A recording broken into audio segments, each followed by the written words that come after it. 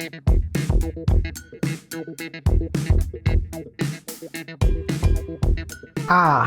I'm Bernabe, Mechanical Maintenance Engineer of Talomo Grid.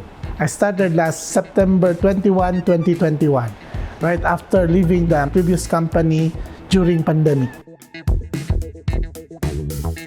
Reading Hedcor history, I thought that I'll be trekking the river as my daily routine. But when I arrived, I was amazed that Hedcor has an office near the highway. And now, I'm doing my job as a mechanical engineer. The best thing in our job is you, my friends, my colleagues in Talomo Grid, which I can trust whenever there's an issue or problem in our plant. I can really count on you. Future-wise, I'm thinking to do more leadership role in Hedcor. I'm also looking forward for my technical trainings as a mechanical engineer to be able to show my mechanical engineering knowledge.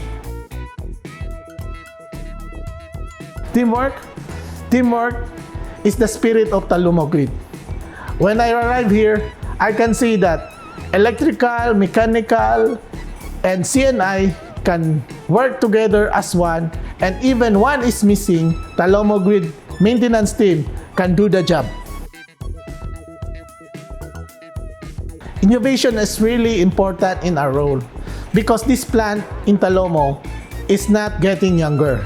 This is maybe the oldest in Hedcor, and thankful to our team with the great innovation skills that we have maintained and able to operate it to its fullest. To my leaders, thank you for inspiring me.